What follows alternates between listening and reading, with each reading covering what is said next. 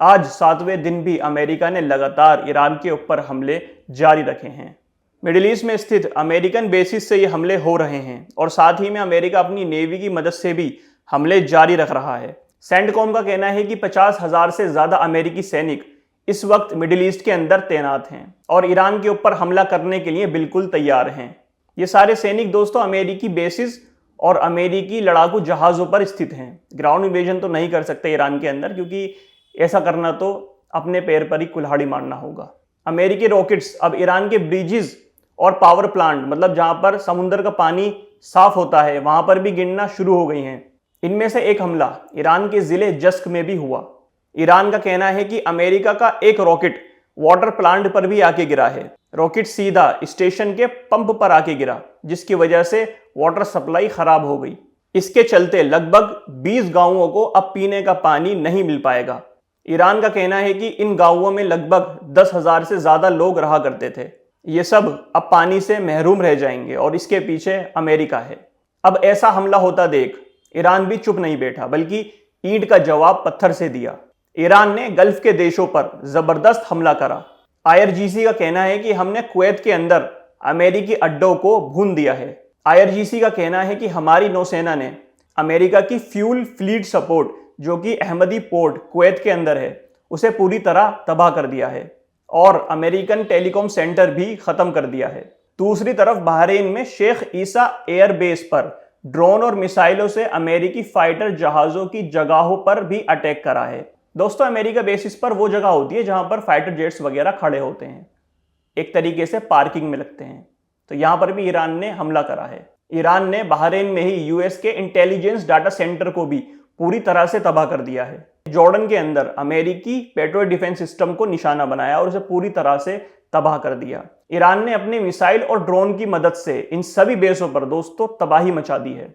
जितने भी defence system in अरबी देशों में लगे हुए हैं दोस्तों, चाहे वो थाड़ हो या फिर पेट्रोल डिफेंस सिस्टम हो अमेरिका का, ये सब इस वक्त फेल हो चुके हैं।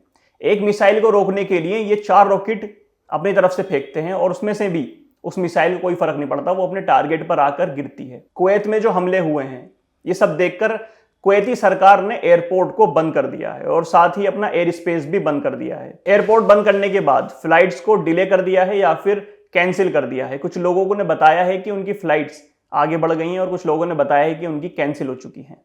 इस वक्त मिडिल ईस्ट के अंदर हालत बद से बदतर होते जा रहे हैं। अगली खबर भी कुवैत से ही आ रही है। ईरान के हमलों में कुवैत के वाटर प्लांट के अंदर आग लग गई। ये वही दोस्तों वाटर प्लांट है जैसा ईरान के अंदर अभी खराब हुआ है, उसी तरीके का वाटर प्लांट कुवैत के अंदर भी है। ये वाटर प्लांट क्या करता है?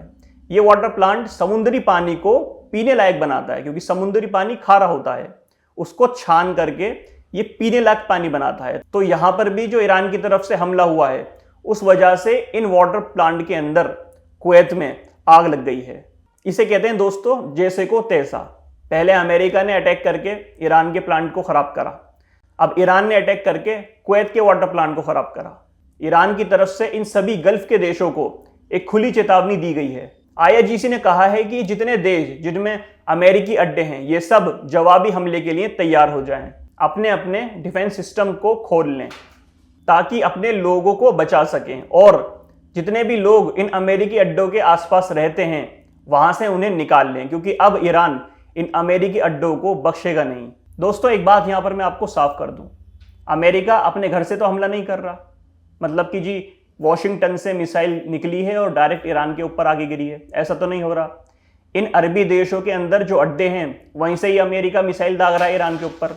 तो ईरान ने भी यहाँ पर अब खुली चेतावनी दे दी है इन्हें कि अब अपने अड्डों के आसपास जो आम पब्लिक रह रही है ना, उसे वहां से निकाल लो, क्योंकि अब हम इन जितने भी मिलिट्री बेसिस हैं इनको हम छोड़ेंगे नहीं। लॉन्च पैड, मतलब जहां से मिसाइलें निकलती हैं, ईरान इन जगहों को टारगेट कर रहा है और एक बार ये टारगेट पे लग गई तो धमाका बहुत ज़्यादा ज़बरदस्त होता है। तो इस वजह से ईरान ने पहले ही इन्हें वार्निंग यानी एक चेतावनी दे दी है। चेतावनी देने के साथ साथ ईरान ने एक मिसाइल से अली अल सालिम बेस पर, जो कि कुवैत में है, इसका रेडार सिस्टम को पूरी तरह से तबाह कर दिया है। ये अरबी देश इस धमकी को खोखला न समझे, इस वजह से शायद ईरान ने करा होगा। इस धमकी के बाद दोस्तों सबसे ज़्यादा असर जो पड़ा है वो अमेरिका पे पड़ा है। अमेरिका ने अपने देशवासियों को, जो कि मिडिल ईस्ट के अंदर रह रहे होंगे, इनके लिए एक नोटिस जारी करा है।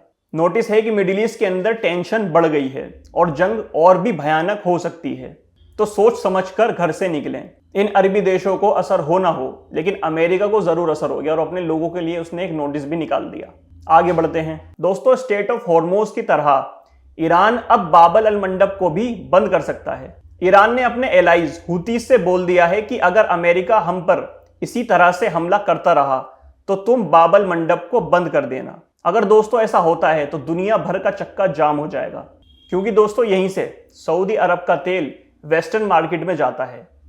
मतलब सारे यूरोप वगैरह के अंदर इसी बाब अल मंडब से निकल के जाता है शिप वगैरह। अगर ये भी ईरान बंद करवा देता है तो आप समझ सकते हैं कि तेल के दाम कहां जाएंगे और किस तरीके से दुनिया के अंदर हाहाकार मच सकता है। अगर ऐसा होता है दोस्तों तो फिर एक बार अमेरिका के ऊपर जबरदस्त तरीके से प्रेशर बन जाएगा। या तो दोस्तों अमेरिका इन दोनों समुद्री रास्तों को जोर जबरदस्ती से खुलवाएगा या फिर ईरान के साथ कोई ना कोई डील करके फाइनल करेगा। लेकिन अभी सिर्फ ये ईरान की तरफ से एक धमकी है, इसके ऊपर कोई एक्शन नहीं लिया गया।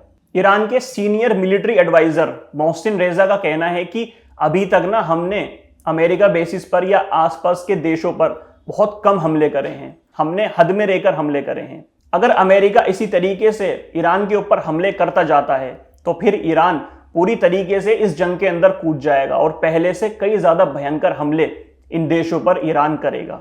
मोहसिन रजा का कहना है कि ईरान अभी भी अपने आप को रोक के चल रहा है, वो पूरी तरीके से इस वॉर के अंदर, इस जंग के अंदर नहीं कूदना चाह रहा।